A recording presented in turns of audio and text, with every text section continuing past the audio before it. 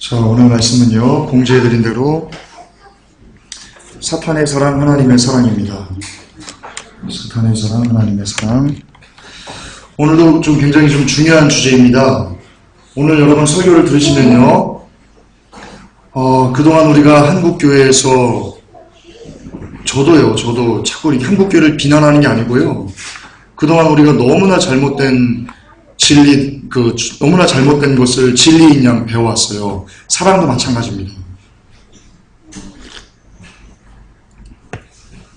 그동안 한국교회에서 하나님의 사랑이라고 가르쳤던 것이요, 실상은 하나님과 관계없이 인간의 사랑이 하나님의 사랑으로 포장돼가지고 우리에게 가르쳐줬습니다.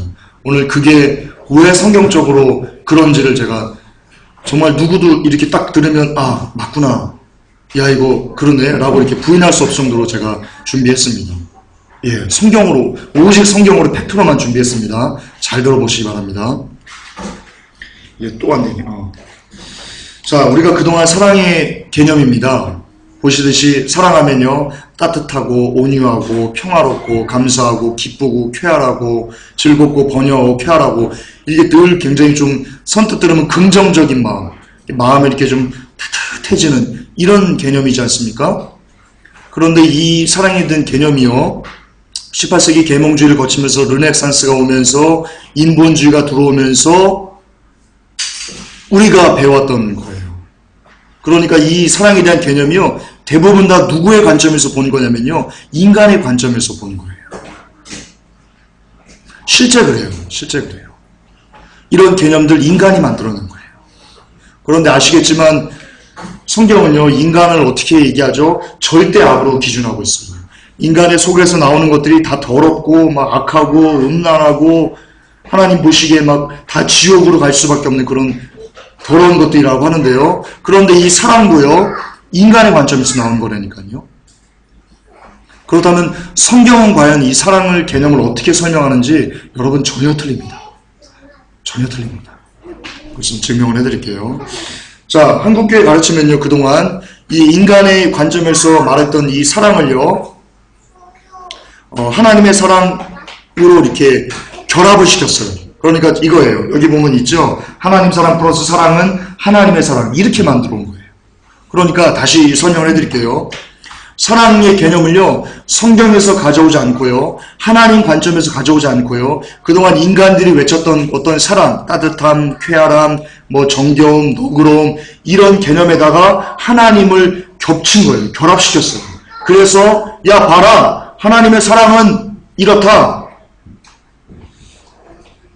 하나님의 사랑은 이런 거야 라고 그동안 가르쳤다니까요. 그래서요, 이런 결과가 나왔어요. 요건 다음 페이지구나. 마음껏 번영을 외칠 수 있도록 했어요. 야, 하나님의 사랑이신데, 야, 죄 짓는다고 지옥 보내겠어? 하나님의 사랑인데? 야, 한번 하나님의 사랑에서 구원했으면, 야, 영원토록 구원 잃어버리지 않는 거지. 하나님이 사랑이신데, 어떻게 자기가 사랑하는 자를 지옥으로 보내겠어? 야, 봐봐라. 이거 한국교회가 주는 메시지예요. 봐봐라. 아들이 있어. 아버지가 있어. 야, 아버지가 자식이 잘못했다고 그냥 매를 때리긴 하지만, 야, 자식을 지옥에 쳐넣겠어? 네가 아버지라면, 야, 네 아들 지옥으로 보낼 수 있겠어? 라고 얘기하는 거라니까요. 그렇게 가르쳤다니까요. 그 개념을 도입했어요.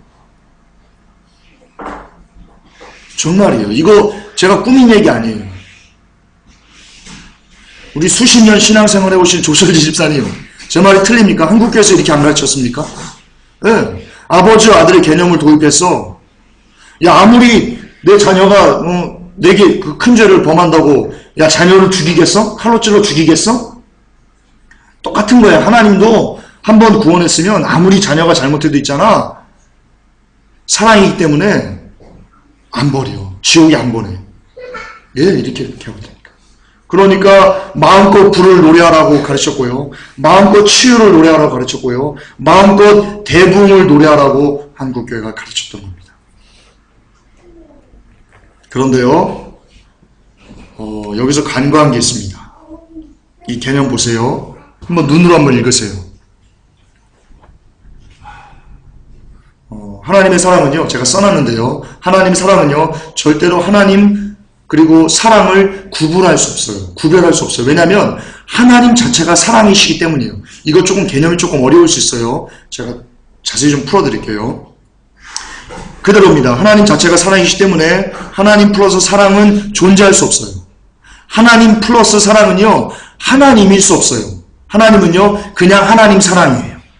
그런데 하나님 사랑은요, 하나님 플러스 사랑하고는요, 전혀 다른 개념이에요. 왜냐면요, 하나님 사랑에 대한 개념은요, 이 사랑만 들어있지 않아요. 왜냐면 하나님의 개념 자체가, 하나님의 속성 자체가 사랑의 속성만 갖고 있지 않기 때문이에요. 하나님의 속성은요, 반드시 사랑의 속성과 그리고 공의의 속성이요, 동시에 존재합니다. 제가 여러 번 설명했던 겁니다. 그러니까 하나님 사랑에는 어떤 것이 포함되냐면요, 사랑도 포함되고 절대적인 주권도 포함되고 공의도 포함되고 심판도 포함되고 멸망도 포함되고 우주적인 운행도 포함되고 이런 모든 것이 다 하나님 사랑, 하나님이라는 거예요. 그런데 우리가 그동안 배웠던 하나님 플러스 사랑에 대한 개념은 뭐냐면요, 이런 공의와 심판과 멸망과 우주적인 주권과 버릴 수 있는 권한과 토기장이가 마음대로 그 그릇을 사랑할 사람을 사랑하고 버릴 수 있는 버리고 이런 모든 개념들을 그대로 단절시키고요, 오로지 사랑, 인간이 만들어 온 사랑의 개념, 이것만 하나님이다, 그리고 하나님의 사랑이다 라고 가르쳤던 거예요. 너무나 심각한 거예요. 마치 이와 같습니다. 장님이요, 코끼리를 만집니다. 코끼리 꼬리를 이렇게 만지고요. 엉덩이를 이렇게 만지고요. 야, 코끼리가 이렇게 평평하구나. 끝이에요. 그리고 물어봅니다. 다른 사람이, 야, 또 다른 장님이 와가지고, 야, 너 코끼리 만져봤어? 코끼리 봤어? 그리고 그 코끼리 만진 장님이 얘기하면, 야, 코끼리 있잖아. 이렇게 평평해. 얘가 똑같은 거예요. 하나님에 대해서요, 편협적인 지식, 성경 전체적인 지식이 아니고 하나님에 대해서 너무나 편협적인 지식만 일부만 딱 관찰해가지고요, 얘기하는 겁니다. 야, 내가 보니까 하나님은 이런 분이시대. 야, 마음껏 번영하게 하시는 분이시대. 야, 마음껏 자식을 지옥 보내지 않는 분이시대. 이렇게 그동안 가르쳤던 거예요. 그러니까 가르치는 한국교회 목사님들도요, 하나님이 누구이신지 하나님의 속성을 모른 채 설교했던 거예요. 그리고 제가 신학을 해보니까요, 굉장히 많은 신학생들이 그런 가치관을 갖고요, 졸업해서요, 그냥 개척해서 설교해요. 제 동기 중에 이런 말도 하더라고요. 야, 성경 하루에 10장 보면 기도 안 해도 돼. 이거 싫어합니다. 거짓말이면 지옥 갑니다. 제가 직접 들은 겁니다. 또, 야, 성경 안 보려면 기도를 1시간 하면 돼. 둘 중에 하나만 하면 돼. 이러는 제 동기도 있었습니다. 네. 그러니까 너무나 무지한 거예요. 성경에 대해서 너무나 무지한 상태로, 네, 수박 겉타이시로 일부만 딱 취해가지고 가르치는 거예요. 그래서 나온 게 하나님 사랑이에요. 물론 그것도 제가 누차 말씀드렸지만 로마 카톨릭에서 수백 년 동안 그렇게 만들어 놓은 거예요. 일부만 보게 할 수 있게. 어쨌든 그래요. 하나님의 사랑에는요, 하나님의 속성인 이 공의와 사랑이 절묘하게 조화를 이뤄야지만 하나님 사랑일 수 있어요. 정말 이게 성경이에요. 이게 성경이에요. 공의가 빠진 사랑은요, 사랑이 아니에요. 공의가 빠진 사랑을 외치면요, 그 사람, 전하는 사람도 지옥 가고요, 듣는 사람도 지옥 가요. 죄송하지만 한국교회 공의가 빠진 사랑을 들은 사람들이요, 지옥 갈 확률 굉장히 높아요. 그렇게 전한 목사님들이요, 지옥 갈 확률 굉장히 높아요. 회개하셔야 돼요. 정말이요. 왜냐하면 성경은요, 1.1핵이라도요, 변개하거나 바꾸면요, 여러분, 저주받는다고 그랬어요. 물론 문자 그대로 전하라는 게 아니에요. 그러니까 성경에 있는 그 내용을 변개하거나 빼거나 더하면 저주받는다는 내용이에요. 얘기예요. 그런데 오늘날 한국교회에서 가장 심각하게 하나님의 말씀을 변개하는 게요, 바로 이 사랑이에요. 하나님 사랑이에요. 아까도 말씀드렸지만 인간이 만들어 놓은 사랑의 개념에 하나님을 붙여서 거기에 또 하나님의 공의라는 속성을 빼놓고 그냥 전해서요, 사람들을 지옥으로 보내고 있습니다.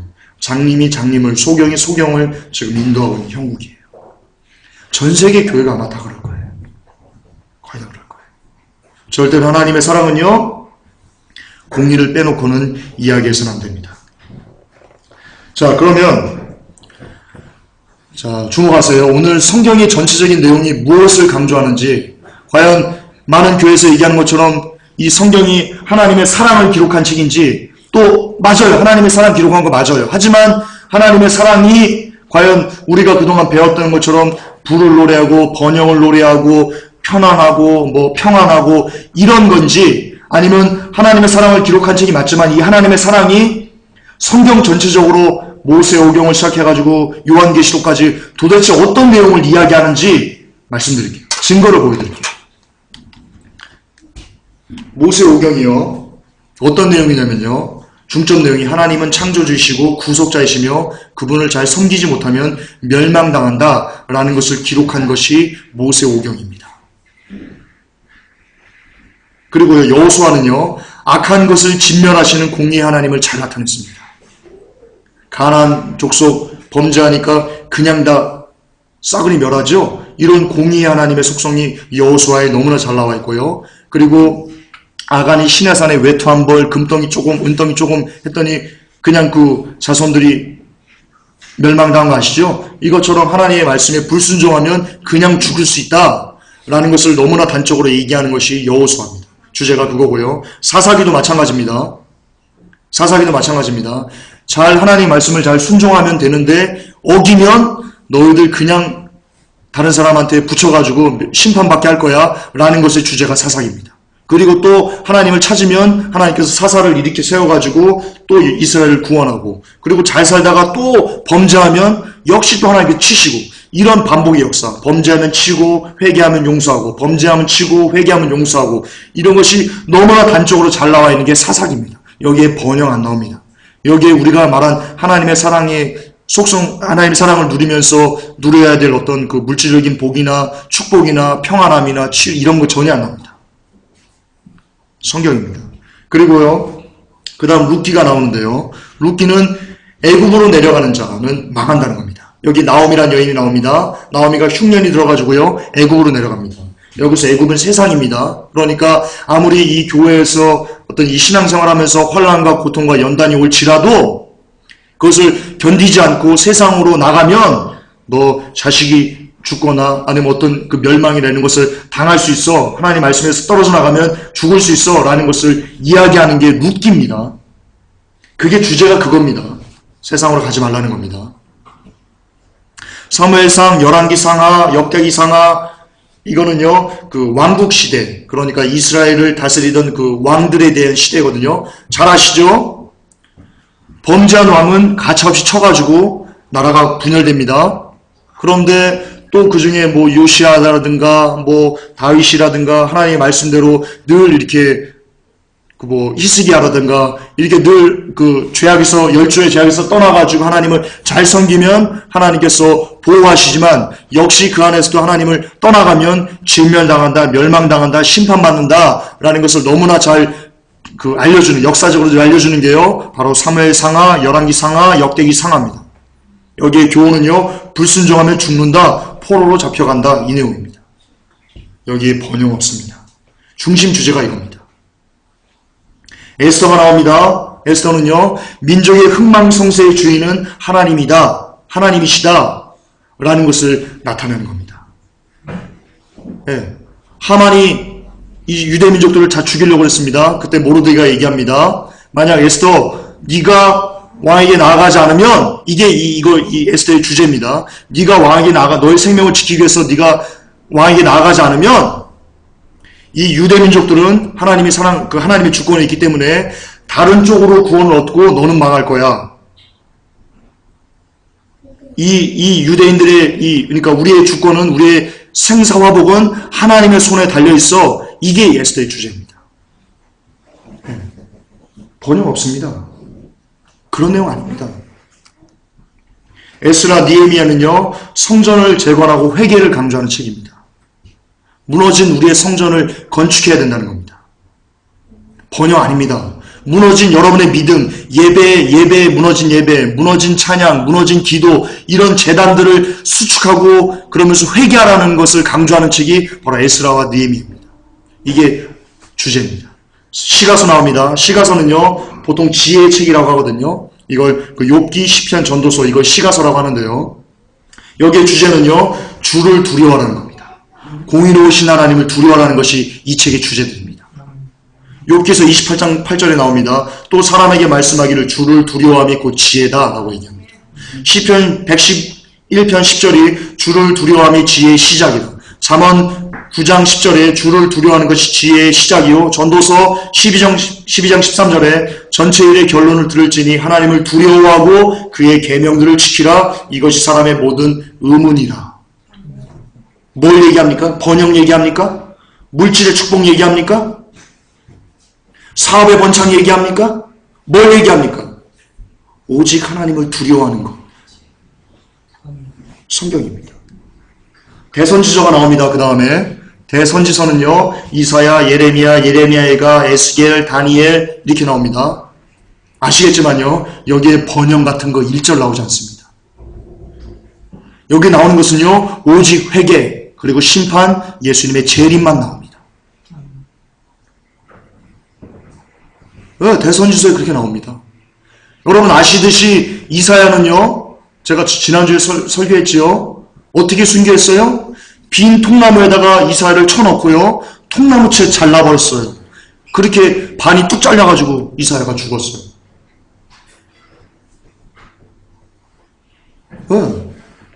그분이 번영 외쳤겠어요? 이사야가 자기는 이렇게 뚝 잘라가면서, 반이 잘라서 순교하면서 번영 외쳤겠어요? 여러분 잘 됐어요. 여러분 돈 많이 버세요. 여러분 대평 아파트로 이사하세요. 여러분 사업에 번창을 해서 기도하세요. 그렇게 가르쳤겠어요? 뭘 가르쳤겠어요? 주제가 이거라니까요. 너희들 회개해, 망할 거야 임마. 너희들 하나님의 심판이 곧 다가왔어. 주의 재림이 올 거야. 주의 재림 나옵니다. 여기 마지막 날, 에스겔서에는 마지막 날, 곡과 마오리 전쟁부터 다 마지막 날이 기록되어 있습니다. 다니엘부터. 세상이 끝날 거야 라는 것이 주제입니다. 그리고 소선지자가 나옵니다. 호세아, 요엘, 아모스, 오바디아, 요나, 미가, 나훔, 스바냐, 스가랴, 말라기, 이게 소선지서거든요. 여러분 여기서 우리가 주목할 게 있습니다. 대선지서, 소선지서가요, 큰 선지자, 작은 선지자가 아닙니다. 그냥 분량이 많기 때문에 대선지서, 분량이 작기 때문에 적을 수호자를 쓴 겁니다. 놓고 나짐이 아닙니다. 오해하시면 안 됩니다.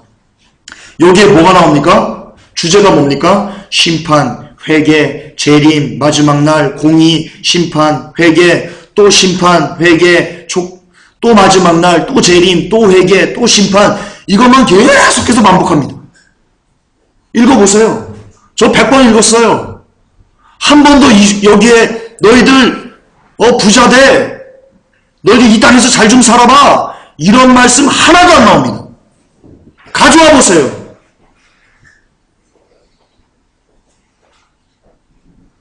가져와 보세요. 만약에 그런 말씀이 있으면 이런 주제를 벗어나는 그것이 주제고, 이게 불하면 심판, 회개, 마지막 날 외침, 심판, 회개, 마지막 날, 심판, 회개, 마지막 날, 이게 주제가 아니라면 제가 목회 그만둘게요. 가져와 보세요. 이 설교를 전 세계 수많은 신학자들이 이 설교를 듣고 한번 변론해보자고 가져와 보세요. 제가 변론에서 지면, 이런 심판이 주제가 아니라고 변론에서 지면 목회 내려놓을게요. 전 세계 어떤 신학자들하고 맞부닥쳐도요. 왜냐하면 그게 주제기 말씀이기 때문이에요. 말씀이기 때문이에요.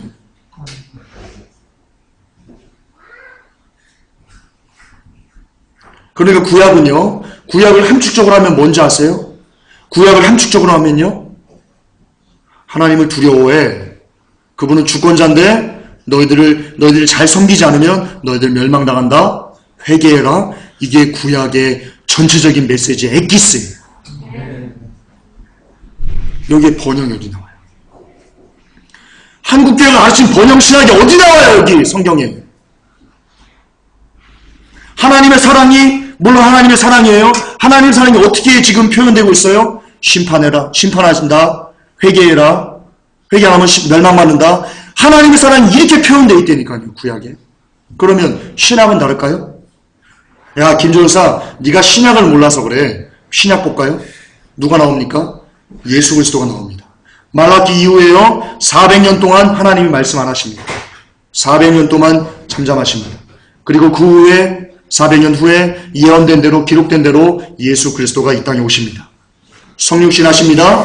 예수 그리스도께서 이 땅에 오신 다음에요, 가장 많이 하신 말씀이 뭔지 아십니까? 여러분, 지옥입니다.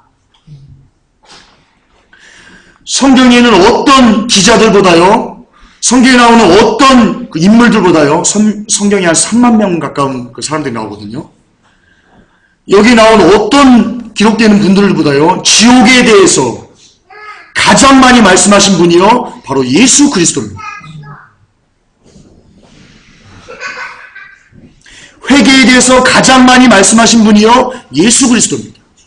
심판에 대해서, 멸망에 대해서 가장 많이 말씀하신 분이요, 예수 그리스도입니다. 그런데요, 논리적으로 맞을 수밖에 없어요. 왜냐면요, 아까 제가 구약의 엑기스가 뭐라고 그랬어요? 심판, 마지막 날, 회개, 이거라고 그랬죠? 그런데 구약이 누구에 대한 기록이에요? 예수 그리스도에 대한 기록이에요. 구약의 창세기부터요, 말라기까지요, 나타나는 그 핵심은요, 예수 그리스도가 오실 거야, 메시아가 오실 거야 라는 거예요. 그런데 구약의 메시지가 뭐라고 그랬죠? 심판 회개예요. 그러니까 예언된 대로 예수 그리스도가 오셔가지고 쏟아내셔야 될, 해야 될 얘기는요, 구약의 얘기예요. 야, 지옥가 니들 회개해야 돼. 니들 심판받아. 니들 멸망받아. 마지막 때가 다 됐어. 얘 이런 메시지를 전할 수밖에 없는 거예요. 그러니까 예수 그리스도가 메시아인 거예요. 예수 그리스도가 메시아인 것을 뭐 여러 가지 이유가 있지만 정말 결정적인 이유 중에 하나는요, 구약에 있는 메시지를요, 그대로 예수님께서 신약에서 똑같이 하신다는 거예요. 그것도 너무나 구체적으로, 너무나 생생하게 다시 말씀하신다는 거예요. 그러니까 예수님 메시아인 거예요. 네. 제가 빨간색으로 쳐놓은 게 있습니다. 지옥에 대해 가장 많은 말씀을 하신 이는 단연코 예수 그리스도셨다. 심판에 대해 가장 많은 말씀을 하신 이도 단연코 예수 그리스도셨다. 하나님의 나라에 들어가지 못할 거라고 말한 이도 역시 단연코 예수 그리스도셨다. 즉 현존하는 인류 중에요, 예수 그리스도만큼 지옥과 심판과 회개를 외친 분은요, 단연코 없습니다. 단연코 없습니다. 여기서 여러분, 우리가 하나 생각해야 될 질문이 있습니다. 여러분, 크리스찬이 누굽니까? 안디옥에서 처음 그리스도인이다 라고 이렇게 불림받았거든요. 그리스도인이 누굽니까? 뜻이 뭡니까? 예수 그리스도를 따라가는, 예수 그리스도를 추종하는, 예수 그리스도를 주로 고백하면서 섬기는 자들, 그들이 그리스도인이에요. 그러니까요, 예수 그리스도를 믿는다면, 예수 그리스도를 선생으로 믿고 그분을 주로 왕으로 믿는다면요, 그분의 사상과 그분이 하신 말씀을요, 우리도 그대로 똑같이 다른 사람들에게, 야, 우리의 왕이 이렇게 말씀하셨다? 라고 얘기하는 게 그리스도인인 거예요. 그렇죠? 그러면 교회가 뭐예요? 교회가 뭐예요? 예수 그리스도의 몸이라고 그랬어요, 교회가. 그러면 교회에서 무슨 메시지가 전해져야 돼요? 예수 그리스도가 하신 메시지가 교회에서 똑같이 전해져야 되는 거예요. 그런데 예수 그리스도의 메시지가 뭐예요? 이거예요. 지옥, 심판, 회개, 마지막 날. 이게 예수 그리스도의 메시지니까요. 그러면 교회에서 무슨 메시지가 전해져야 돼요? 똑같이 지옥, 심판, 회개, 하나님 잘 섬겨. 교회는 존재하는 아니요, 교회의 존재 목적은요, 이것을 전하기 위해서 있는 게 교회가 돼야 되는 거예요. 왜냐하면 그리스도인이라면, 왜냐하면 교회라면, 그렇다면 만약에 교회에서 이 예수 그리스도가 하신 메시지인 심판과 회개와 지옥과 이런 것이 전해지지 않는다면, 그리고 오히려 예수님께서 미워하시고 싫어하신 이 땅에 있는 것을 즐기라는, 이 땅에 있는 것을 추구하라는 메시지가 교회에서 전해진다면 예수님의 입장에서, 하나님의 입장에서 그게 교회이겠습니까? 자, 우리 인간의 입장에서는요, 건물 거대하고 목사님 좋은 신학대학 나오고 박사학위 받고 성도들 많고 뭐 뜨겁게 기도하는 것 같고 이러면 인간의 입장에서 보면요, 교회인 것 같아요. 야, 좋다. 그런데 그 교회에서 그 목회자부터 쏟아져 놓은 메시지가, 여러분 이 땅을 잘 사셔야 됩니다. 여러분 부자 되셔야 됩니다. 여러분 하나님의 사랑으로, 이렇게 하면서 지옥에 대해서 하나도 전하지 않고 심판에 대해서 이런 방구하지 않고 하나님의 공의에 대해서 이런 방구하지 않고 그냥 무조건 잘되고 복받고 잘되고 복받고 잘되고 평안하고 이런 것만 전해진다면 인간이 볼 때는 당장 이렇게 좋고 와서 위로받고 좋다 이렇게 하지만 하나님의 입장에서 본다면 그것이 과연 교회인가? 하나님 입장에서 과연 그것을 교회를 인정하시겠는가? 여러분이 심각하게 고민하셔야 됩니다. 다시 강조합니다. 교회는요, 예수 그리스도의 몸입니다. 그리스도인은요, 예수님을 왕으로 구주로 그분을 믿고 그분이 하신 가치관대로 그분이 가신 발자국 그대로 쫓아가는 것이 그리스도인입니다. 그런데 그분은요, 앞을 가면서요, 앞에 가시면서 선포하십니다. 사람들에게 앞에 가면서요, 나가면서요, 우리를 뒤따라오게 하시고 앞에 가시면서요, 야, 지옥이 있어! 야, 너희들 심판받을 거야! 야, 마지막이 다 됐어! 라고 앞에 가시면서 당당하게 선포하셨습니다. 그러면서 돌 맞았습니다. 그러면서 채찍 맞았습니다. 그러면서 온갖 침뱉음 나왔습니다. 우리도 똑같이요, 그분을 가신 그 길을 그대로 쫓아가면서요, 야, 지옥이 있어! 야, 너희들 심판받을 거야! 야, 주인이 오실 거야! 라고 외치면서요, 똑같이 돌 맞고요, 침뱉음 당하고요, 억울한 일 당하고요, 사람들이 욕먹고요, 딱이 맞고요, 십자가 지고요, 이렇게 가야 되는 겁니다. 이게 교회인 겁니다. 이게 그리스도인인 겁니다. 이 길에, 예수님 외친 이 길에 지옥이 있다, 심판이 있다, 멸망이 있다, 회개해야 된다, 이 길에 번영이 어떻게 따라옵니까? 물질이 어떻게 따라옵니까? 이 세상의 복이 어떻게 따라올 수 있습니까? 어떻게 공존할 수 있습니까? 빛과 어둠이 어떻게 공존할 수 있습니까? 하나님과 벨리알이 어떻게 공존할 수 있습니까? 공존할 수 없습니다. 이게 좁은 길입니다. 우리가 읽은 마태복음에서 읽은 5, 6, 7장에서 읽은 좁은 길이 이 길입니다. 이 길에 번영 없습니다. 이 길에 대부흥 없습니다. 이게 진짜 기독교입니다. 이것만 기독교입니다. 여러분 진짜입니다. 다른 건 가짜입니다. 신구약을 통틀어 인류에게 주는 메시지는 언제나 동일합니다. 하나님의 사랑 맞습니다. 읽어보세요. 하나님의 사랑 맞습니다. 그런데 성경에서 말하는 하나님의 사랑은요, 따뜻함, 환함, 편안함, 부유함, 즐거움, 행복함, 번영함 등 한국교에서 가르치는 가르침으로 나타나지 않습니다. 그렇게 표현되지 않습니다. 성경에서 말하는 하나님의 사랑은요, 심판, 재림, 마지막 날, 회개, 십자가 등 고난과 형국의 길을 걸어가야 하는 것으로요, 하나님의 사랑은 우리에게 나타납니다. 이게 하나님의 사랑입니다. 사람들은 심판, 지옥 얘기하면요, 야, 듣기 싫어라고 합니다. 그것이 사람의 사랑이 아닌 줄 압니다. 하지만요, 진짜 사랑은요, 심판, 지옥, 회개, 멸망, 이게 진짜 하나님의 사랑입니다. 정말입니다. 이것을 가르쳐주는 것보다 큰 하나님의 사랑은 없어요. 왜? 그 이유가 여기 나옵니다. 하나님의 사랑이 고난과 연단, 형국의 길로 나타난다는 것을 증명을 좀 해드릴게요. 그리고 그 이유를 얘기해 드릴게요. 왜 그렇게 나타날 수밖에 없는지.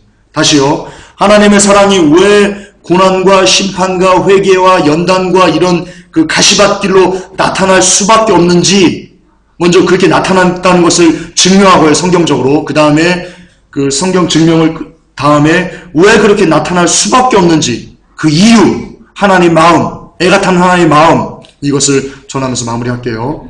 자, 하나님의 사랑은요 고난과 연단으로 나타납니다. 그것을 증명해 드리겠습니다. 첫째입니다. 부자 청년이 하나님께 나왔습니다. 부자 청년이요 예수님께 나와가지고요 선한 선생님이요 내가 구원을 받기 위해서 영생을 얻기 위해서 어떻게 해야 됩니까? 라고 할 때 예수님께서 이렇게 여러 가지 얘기를 하죠. 그때 부자 청년이 얘기합니다. 내가 예수님 당신이 하신 말씀을 다 지켰습니다. 뭐가 부족합니까? 라고 얘기합니다. 그때 예수님께서 말씀하십니다. 네 가진 모든 것을 다 팔아서 가난한 자에게 주고 나를 쫓아라. 그때 성경은 이렇게 얘기합니다. 그 부자 청년이 재물이 힘이 많은 거로 근심하면서 돌아가더라. 여기서 무엇을 할 수 있습니까? 무엇을 할 수 있습니까? 정말로 생명의 길, 영생의 길을 쫓기 위해서는 내가 가진 것을요, 이거 문자적으로 해석하셔야 됩니다. 내가 가진 모든 것을요, 진짜 불우한 이웃, 하나님을 위해서 드려야 된다는 겁니다. 교회에게 주란 얘기 아닙니다. 교회에게 주란 얘기 아닙니다. 그만큼 내 가진 것을 그리스도를 위해서 버릴 수 있니? 네가 가진 재물보다도 나를 더 사랑할 수 있니? 이 길을 이야기하시는 겁니다. 이거 안 되면요 천국 못 들어갑니다. 여러분 재물 가지고 하나님 나라에 들어갈 수 없습니다. 다시 강조합니다. 교회에 갖다 바치라는 거 아닙니다. 하나님께서 원하시는데 여기 나오잖아요. 불우한 이웃에게 줘라라고 합니다. 물론 이것은 문자적인 의미와 그리고 영적인 의미가 같이 있습니다. 듣기 힘들 겁니다. 부자들은요 이 설교 듣기 힘들 겁니다. 그러나 이게 진리입니다. 부자들은요 하나님 나라에 들어가기 힘듭니다. 재물 가지고 하나님 나라에 들어가기 힘듭니다. 물론 이 성경의 원문을 보면요 이렇게 되어 있습니다. 부자는 천국에 들어가기가 힘들다 이 말이 아니고요. 부를 의지하는 사람은 천국에 들어가기 힘들다라는 것이 원문의 의미입니다. 그러니까 어떤 재물을 의지하는 자가 하나님 나라에 들어가기 힘들다. 이게 원문의 의미입니다. 어쨌든 예수님께서는요 영생을 얻기 위해서 찾아온 사람들에게요 고난의 길을 제시합니다. 증거입니다. 예수님께서 증거하신 겁니다. 여러분 부자와 나사로가 있습니다. 사람들을 볼 때는요 아유 그지 아유 참, 왜 그렇게 살아 라고 하죠. 그런데요 하나님은요 희한합니다. 하나님의 생각은요 성경에 나오는데요 하나님의 생각은 우리의 생각과 다르다고 합니다.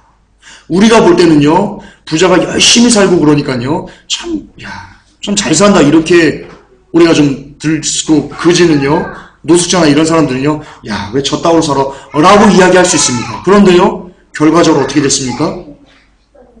나사로가 천국에 갔습니다. 부자는 지옥 갔습니다. 여러분 이거는 신비입니다. 이거는 인간의 생각으로 이해되기 힘든 겁니다. 인간의 기준으로 인간의 가치관으로요 굉장히 이해하기 힘든 겁니다. 그런데 성경은 그렇게 이야기합니다. 성경은 그렇게 이야기합니다. 여러분 로마서 9장 13절에 보면요 야곱과 에서의 삶을 하나님께서 어떻게 이야기하시니 나옵니다. 기록된 바 내가 야곱은 사랑하고 에서는 미워하였다 하신 것 같으니라고 합니다. 이거 잘 아시죠? 제가 여러 번 설교했습니다. 여러분 하나님이 야곱을 사랑했다고 합니다. 하나님의 사랑이 야곱과 함께 했습니다.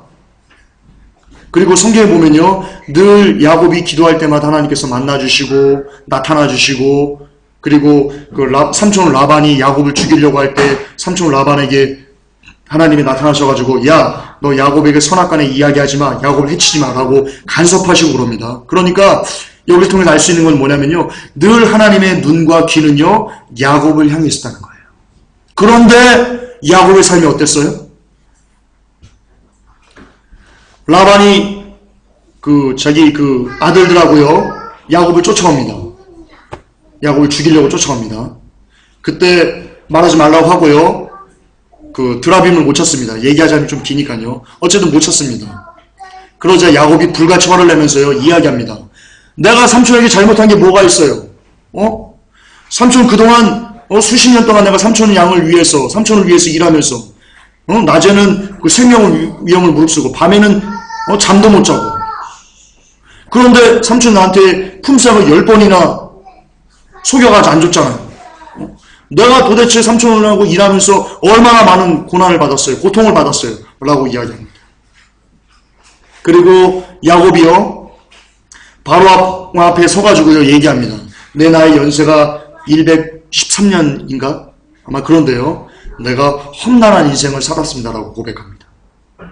여러분, 여기 굉장히 중요한 의미가 있습니다. 아까 말씀드렸지, 하나님의 사랑은요, 하나님의 눈과 귀는요 늘 야곱과 함께 있었어요. 늘 야곱에게 있었어요.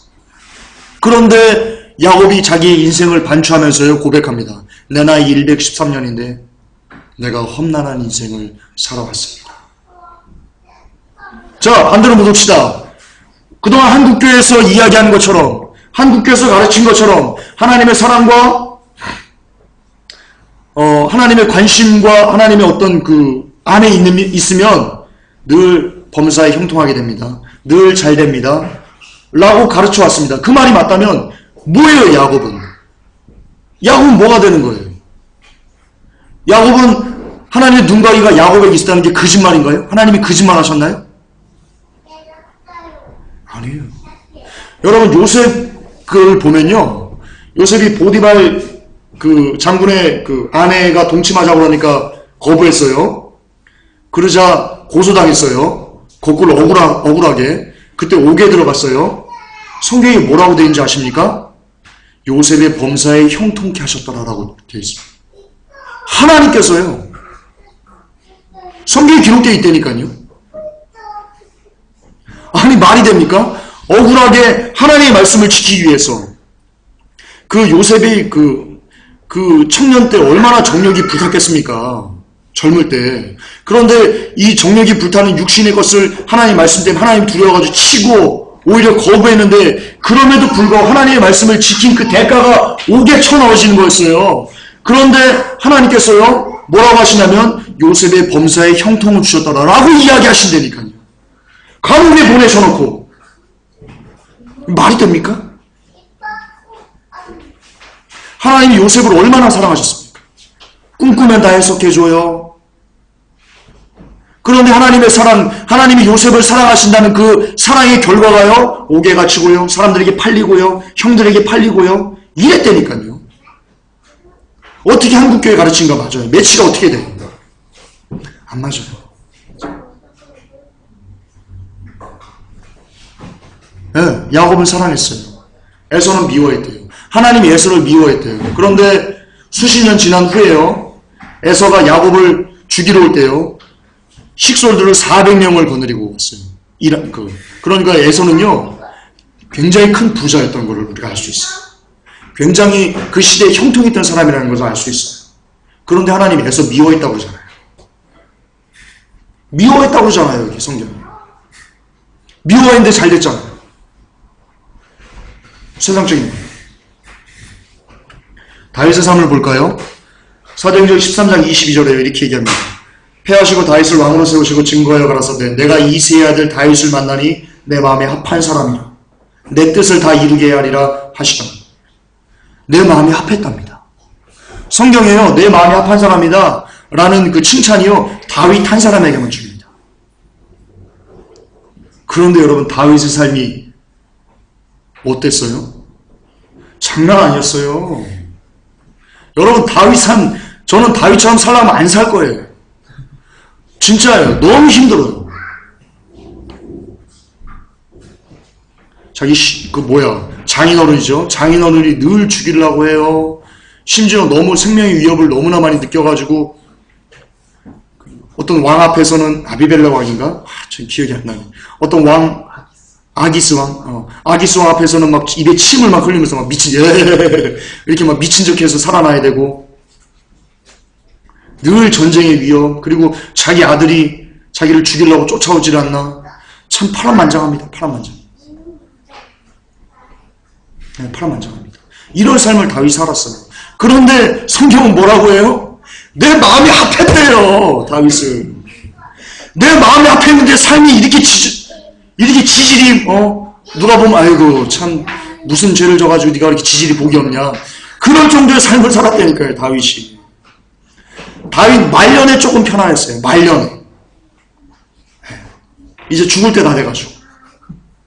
그전에는요, 정말 늘 전쟁, 피에 절어있던 사람이 다윗이었어요. 그런데 마음이 합했대요. 여러분, 사도 바울 볼까요? 사도 바울. 마지막으로 한 번만 볼 텐데요. 사도행전 22장 3절에 보면요. 나는 유대인으로 길리기아 다소에서 낳고 이 성에서 자라 가말리엘의 문화에서 우리 조상들의 율법에 엄한 교훈을 받았고 오늘 너희 모든 사람처럼 하나님께 대하여 열심하는 자라.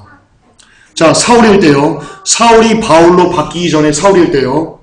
길리기아 다소에서 나서요. 가말리엘 문화에서 학문했답니다. 오늘날 말하면 서울대에서 앞길이 창창하게 보장됐고요. 얼마나 권세가 있었으면요. 유대인들이요. 야, 사울 보고, 야, 청년 사울아, 네가 저 반유대인들, 그러니까 저 하나님을 모독하는 자들을 너에게 권한을 줄 테니까 잡아다가 죽이도록 하다. 라고요. 유대인들이요. 당대 그 지도자들이요. 이 사울을요. 이렇게 인정했던 거예요. 청년인데.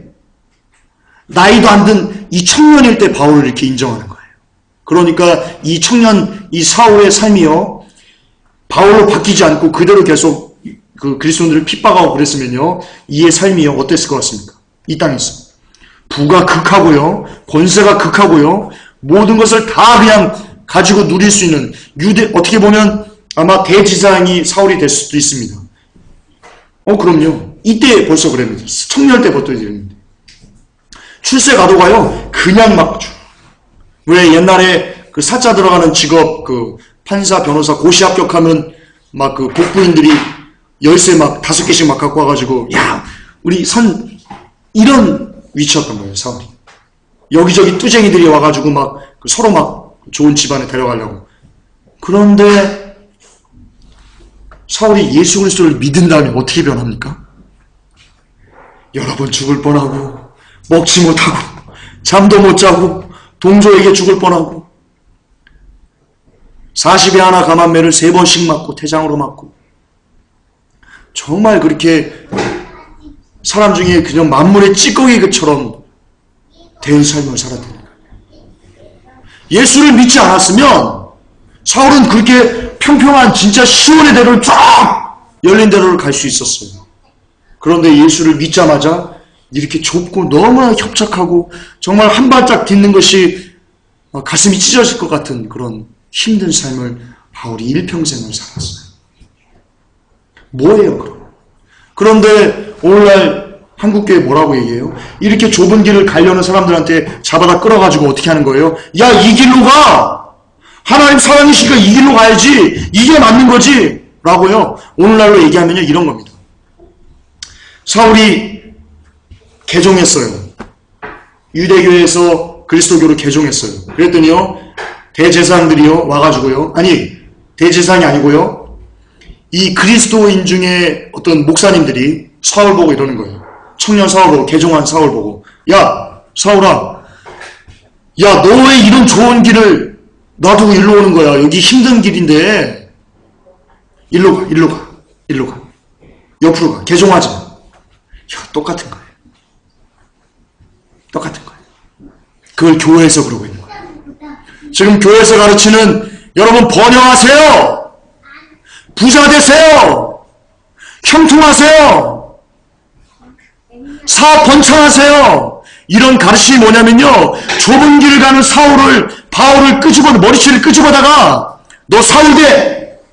여러분 이 가르침하고 똑같은 거예요.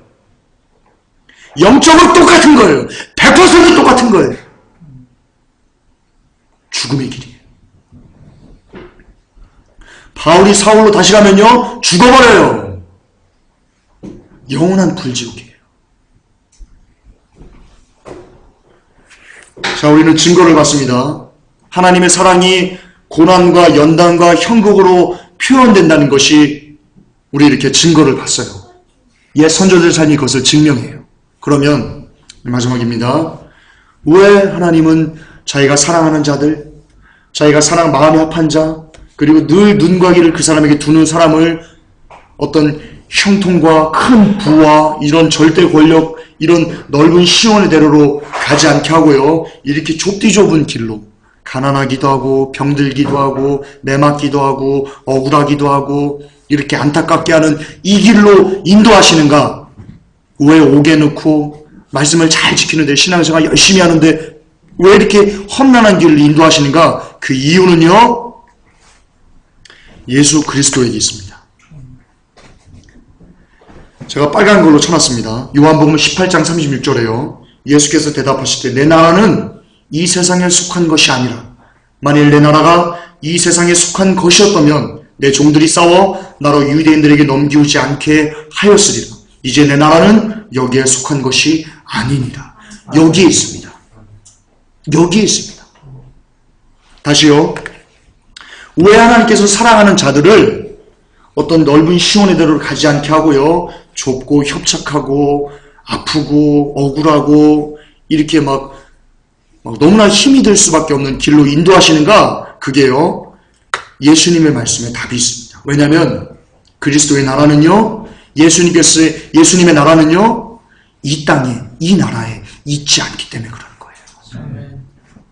그래서 그러는 거예요. 보세요. 한국에서 가르치는 백병 아파트 구하세요. 이게 하늘에 속한 겁니까? 보세요. 이 땅에서 잘 먹고 잘 살라고 가르치는 것, 그것을 구하라고 하는 것, 이것이 하늘에 속한 것입니까? 보세요. 서울대 들어가서 높은 자리 하나 하도록 구하게 하는 것, 가르치는 것, 그것이 하늘에 속한 것입니까? 보세요. 돈과 명예와 권세를 구하는 것, 그렇게 구하도록 하나님의 사랑이니까 주실 거라고 구하게 하는 것, 기도하게 하는 것, 그렇게 가르치는 것, 이게 하늘에 속한 것입니까? 아니죠. 우리가 그동안 수십 년 동안 들어왔던 가르침들, 하나님의 사랑이니까 모든 것을 다 해주실 거예요. 아버지가 아들을 좋은 것을 주시듯이 하나님께서 다 주실 거예요. 라고 하면서 구하라고 은근슬쩍 가르치는 것들이 다 무엇에 있는 겁니까? 이 땅에 있는 겁니다. 이 땅에 있는 겁니다. 그런데 예수님은 뭐라고 합니까? 내 나라는 이 세상, 이 땅에 있지 않아. 내 나라는 저 하늘에 있어. 라고 말씀하십니다. 그러니까 하나님께서 진짜 믿음을 잘 지키는 성도들을요, 정말 예수님을 사랑하는 성도들을요, 이 땅에서 발되도록, 번영하도록, 번창하도록 그대로 내버려두지 않으시는 거예요. 주요. 왜냐하면 이 땅에 속하면요, 어디에 속하는 거예요? 성경이 뭐라고 되어 있어요? 이 땅을 누구에게 통치하도록 허락하셨다고 했어요? 예, 루시퍼에게 허락하도록, 통치하도록 허락하셨다고 성경에 기록되어 있어요. 그러니까 이 땅에서 부와 명예와 권세와 여러 가지 것들을 추구하는 게 뭐냐면요, 내가 루시퍼 안으로 들어가겠습니다. 내가 사단 당신의 안으로 내가 들어가겠습니다. 라는 것을 기도하는 것과 똑같은 거예요. 여기에 반박하실 분은 반박하세요. 전 세계 어떤 신학자라도 여기에 반박하실 분 반박하세요. 변론하겠습니다. 이 땅에서 돈과 이 땅에서 명예와 이 땅에서 권세와 그 어떤 것을 추구하는 것은 내가 루시퍼에게 들어가겠습니다. 루시퍼와 하나가 되겠습니다. 라고 추구하고 기도하고 간구하는 것, 일하는 것, 영적인 의미로 100% 똑같다는 것, 여기에 반론을 제기하실 분은 얼마든지 반론을 제기하세요. 정녕 그렇습니다. 그겁니다. 이건 정말 그겁니다. 우리가 수십 년 동안 한국에서 들어온 메시지가 예수 그리스도가 아니고 루시퍼에게 들어가는 메시지였던 겁니다. 수십 년 동안.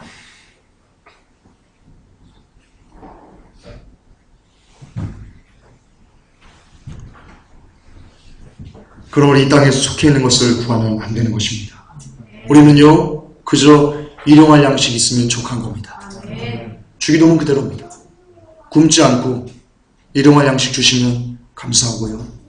그리고 내가 이 땅에서 모은 것을 나의 뜻을 하나님 관찰하는 것이 아니고요, 주기도문 그대로 하나님의 뜻이 내게 이루어지기를 원합니다. 라는 기도는 족한 겁니다. 그 이상 나아가시면 여러분 욕심입니다. 그 이상 나아가시면요, 여러분 루시퍼에게 잡아먹힐 수 있는 확률이 대단히 높습니다. 그건 족합니다. 왜냐면요, 우리의 시민권은요, 저 하나님의 나라에 있기 때문입니다. 그리고 우리가 그 나라를 들어갈 날이요, 이제 얼마 남지 않았습니다. 예. 얼마 남지 않았습니다. 예수 그리스도께서 십자가를 지신 이유, 그 이유는요, 우리를 지옥에 보내지 않으시려고 합니다. 그래서 답은 이겁니다. 지옥 때문입니다. 예수님이 지옥을 어떻게 말씀하셨습니까? 우리의 삶은 금방 끝나는데요. 예수님이 지옥을 어떻게 말씀하셨습니까? 마가복음 9장 48절, 49절에 이렇게 얘기합니다. 거기는 구더기도 죽지 않고 불도 꺼지지 아니하느니라. 사람마다 불로써 소금 치듯함을 받으리라. 예수님이 하신 말씀입니다. 예수님. 사람이 불로써 소금 치듯함을. 우리의 왕께서, 여러분의 구세주께서 말씀하신 겁니다. 그분이 말씀하신 지옥은 여러분 이런 곳입니다. 짧게요. 이게 뭐냐면 러시아의 한 과학자가 땅굴을 파다가 지옥의 입구를 열었다는 겁니다. 이게 그 핀란드 신문 안메누사스티아라는 것에 기사가 실린 내용입니다. 한 1분 30초 정도 되는데요. 지옥의 소리가 어떤지 한번 들어보시기 바랍니다.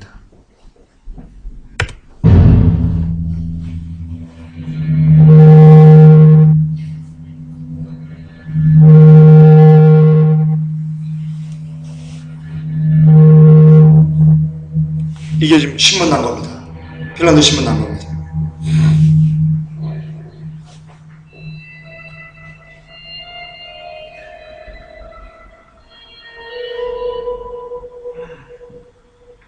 이 사람이 아자코프스 박사.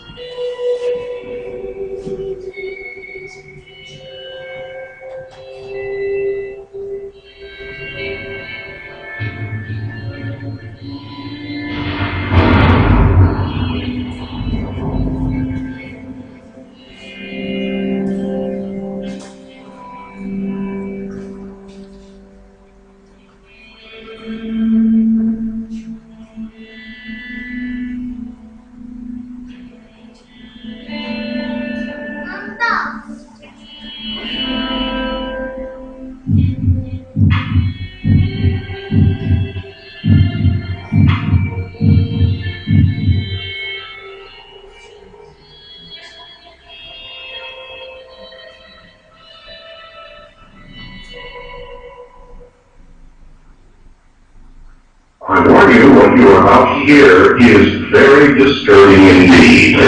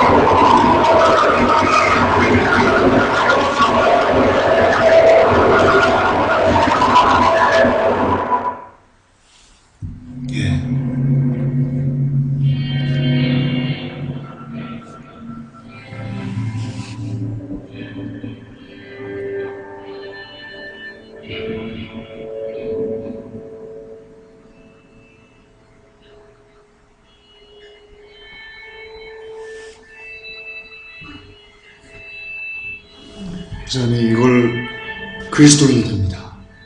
이 유물론자가.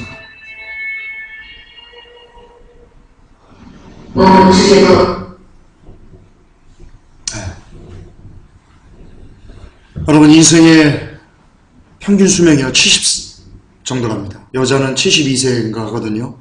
남자 평균은 한 70세입니다. 누차 얘기했습니다. 인생을 살면서요 3분의 1은 잠자는 것으로 시간을 뺏겨버립니다. 그러면 3분의 1 날아가고요 또 3분의 1은요, 뭐 텔레비전도 보고, 뭐 기타 어디를 왔다 갔다 하기도 하고, 뭐 밥을 먹기도 하고 이러면서 또 3분의 1을 빼먹습니다. 그러니까 우리가 진짜 생각이라는 것을 하면서 이 삶을 사는 시간은요, 약 25년, 30년밖에 없습니다. 우리의 진짜 삶은요, 약 30년 정도 사는 겁니다. 즐길 거 다 즐기고, 해볼 거 다 하고, 쾌락 즐기고 다 즐겨도요, 여러분 고작 30년 정도의 쾌락을 즐기는 겁니다. 그리고 나서는요, 어디를 갑니까? 진짜 삶. 진짜 우리의 삶을 결정하는. 이 땅은 나그네입니다. 우리의 진짜 삶은요, 두 군데 갑니다. 하나는 천국, 하나는 지옥. 이 두 군데가 인간의 진짜 삶이 시작되는 곳입니다. 여기는 나그네입니다. 그런데 이 땅에서 꼴랑 30년을 쾌락이란 쾌락, 즐거운 거 다 예수 없이 즐기다가 지옥 가면요, 진짜 영원히 사람의 그 삶이 시작되는 곳인 이 지옥에서요, 아까 예수님께서 말씀하신 구더기도 죽지 않는 곳에서 영원한 불지옥에서 온몸이 사라지면서 영원이란 시간을요, 100만 년도 아닙니다. 1000만 년도 아닙니다. 영원이란 시간을 고통 가운데 지내게 됩니다. 예수님이 이걸 하시니까 구약부터 신약까지 계속 무슨 말씀하십니까? 이 땅 몰아보지 말아라. 이 땅에서 부자 되려고 하지 말아라. 이 땅에서 높은 자리에 앉으려고 하지 말아라. 왜? 야, 천국 가야지. 천국 가야지, 이 자식들아. 이 불쌍한 놈들아. 이 땅은 다가 아니야. 이 땅은 나그네란 말이다, 니들. 금방 끝나. 꼴랑 30년 즐기고 영원토록 1000만 년 동안, 1000억만 년 동안 영원토록 멸망자는 지옥 갈래? 이 불쌍한 놈들아. 예수님이 이걸 하시니까 그렇게 목노와 회개와 지옥과 멸망과 심판을 이야기하시는 거예요. 그러니까 그게 하나님의 사랑인 거예요. 이 땅에서 교회가 하나님의 사랑으로서 지옥을 전하고, 하나님의 사랑이라고 하면서 심판을 전하고, 하나님의 사랑이라고 하면서 멸망을 전하는 것만큼 그리스도의 마음이 아파하고 하나님의 마음을 시원하게 하는 교회는 없는 거예요. 정말이에요. 영원한 삶이 있어요. 인간의 삶은 이게 다가 아니에요. 정리합니다. 하나님의 사랑은 늘 우리를 고난과 형극과 어려운 곳으로 인도합니다. 하나님의 마음을 합한 사람일수록, 하나님과 가까운 사람일수록 하나님은요, 이 땅에서 우리를 잘 되도록 그냥 내버려 두지 않습니다. 왜냐면요, 하나님이 우리를 아세요. 인간을 그냥 잘 되도록 형통하도록 그냥 내버려 두면요, 그 사람이 하나님을 떠날 수밖에 없는 존재라는 것을, 우리가 그렇게 악한 존재라는 것을 하나님이 아세요. 그래서 사랑할수록 하나님이 때리시는 거예요. 하나님이 사랑할수록 더 연단 가운데, 풀목 가운데 집어넣는 거예요. 사랑하니까. 그것이 하나님의 사랑이라는 것을 늘 기억하는 회복교 성도님들, 그리고 이 메시지를 듣는 모든 사람들 되기를 예수 그리스도 이름으로 축복합니다. 하나님 감사합니다. 하나님의 사랑이 우리를 연단과 고난과 힘듦과 어려움 가운데로 이끄는 것이라는 것을 이 시간에 하나님 깨닫습니다. 그것이 성경의 전체적인 메시지라는 것을 깨닫습니다. 하나님, 이후로 혹시 우리가 또 어렵다고 무언 것을 구하진 않았습니까? 권세나 명예나 또는 기타 이 땅의 것을 추구하진 않았습니까? 이 시간 회개합니다. 그리고 이후로부터 일용할 양식이 있으면 족한 줄 알게 하시옵소서. 그리고 우리의 뜻을 하나님께 관철시키는 기도 따위를 멈추게 하시고, 다만 하나님의 뜻이 우리에게 이루어지기만을 구하는 그런 주기도문의 삶을 몸으로서 살아내는 우리 회복교 성도님들, 그리고 메시지 듣는 모든 사람들 되게 하여 주시옵소서. 예수 그리스도 이름 받들어 축복하며 기도하옵나이다. 아멘. 주님 감사합니다.